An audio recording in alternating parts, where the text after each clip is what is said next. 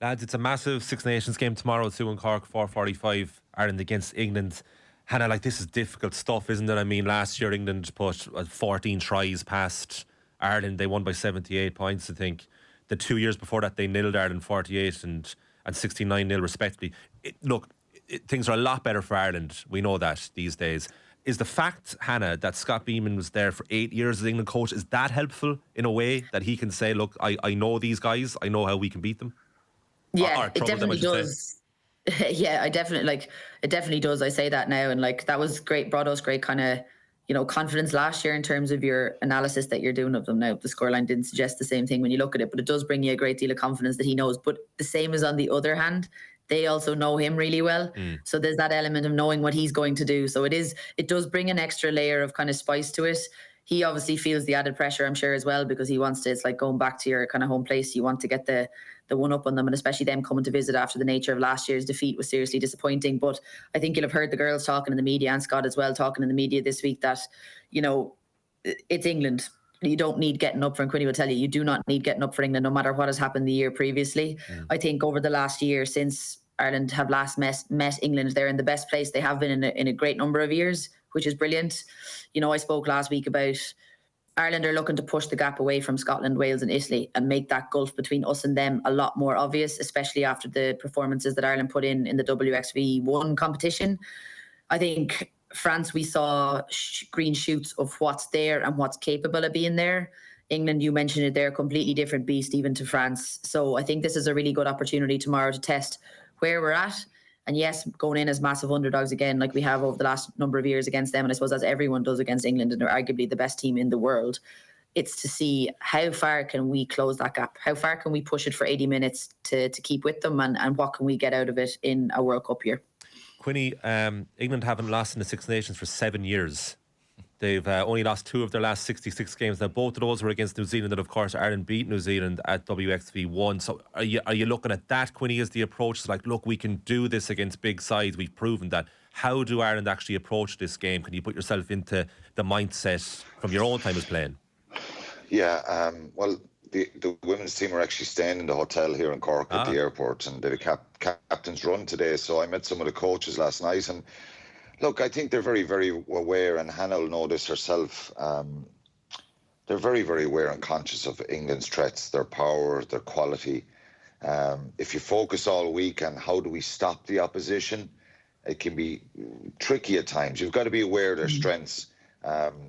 So a little bit like Munster going to Bordeaux, it's about getting set-piece parity, limiting your mistakes, your handling errors. We saw a lot of them in the first game against France. Some poor kicking. So if you kick poor to this English team, they're going to counter-attack. They're going to punish you. They want to run with the ball. So you've got to try and do the simple things, that kind of the fundamentals that any team who are playing a stronger, more powerful perceived team and are underdogs, you've got to do the simple things well and limit your mistakes. So yeah. I think it's one of those ones where it's just intriguing to see where Ireland are at now. So for the last number of years, we expected this big score. We expected this dominance, and we were kind of in hope. We now have players who I think can cause England problems tomorrow with their individual skills and strengths and this Irish team. But it's just going to take a mammoth task. You know, you need Erin King, Aoife Wafer, just coming in with their, 20 tackles again, 25 tackles a game. I listed a number of the Irish team after the game with massive tackle count and carries. So it's just about this massive work rate, and Ireland are fitter and stronger now. So let's hope the gap is closed. We still expect England will win the game, but the hope is that Ireland will fire shots here and that they'll have belief as well, and not accept this narrative that they're going to lose the game because England are so good. Have a real go at it, be mentally strong, and use it, no matter what the result is, use it as a building block for getting this continuous improvement that we've seen. They beat New Zealand, they ran Canada very close, they beat USA. So there's results here to back up Scott Beeman standing in a room with the team saying, we've got better, here's the evidence. So it's about the girls believing in that and giving it everything against England.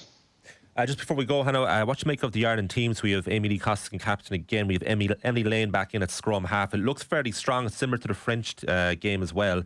Dan O'Brien was fantastic off the tee against Italy. Do you like the look of the 15? Yeah, I think it kind of was expected. I didn't expect him to change much or to twist things too much in terms of the cohesiveness. Obviously, you're kind of missing there the likes of Enya Breen off the bench, I think, through injury, and Adele McMahon also would be a loss to them in terms of whether she was to start or whether she was to play on the bench. So their bench obviously is a 6-2 split as well. I suppose that's the only concern in terms of the back line.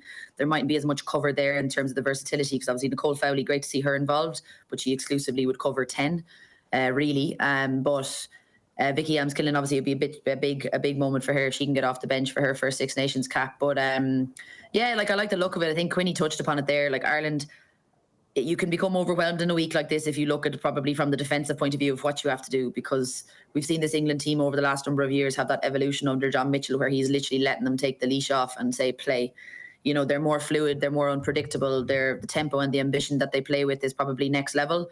So for Ireland's point of view, the likes of the scrum and the line out and the set piece that they've had the really good stats in over the last 2 games, you have to kind of hone in on that and say that we need to be matching those 90% for ourselves and for that kind of build on that we have. So they'll be looking at those things that they've done well.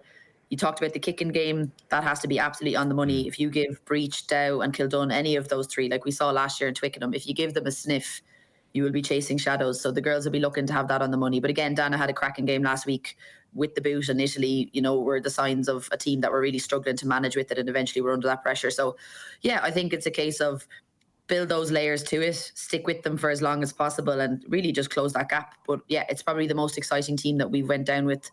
Bringing them down to Cork as well is always an exciting place to go. The atmosphere that's created from the Cork contingent is fantastic. So hopefully it will be a good match to watch. That would what we'll be hoping for, that we haven't been able to show over the last number of years. So yeah, hopefully for a good game. Well, you have a big match this weekend yourself, Hannah, I believe, down in Limerick with Blackrock against UL Bows. Yeah, the semi-finals of the AIL are happening on Sunday, so a busy weekend of sports, which is exciting between the Masters and the rugby. It'll be literally, it's exciting. So we're buzzing for that one.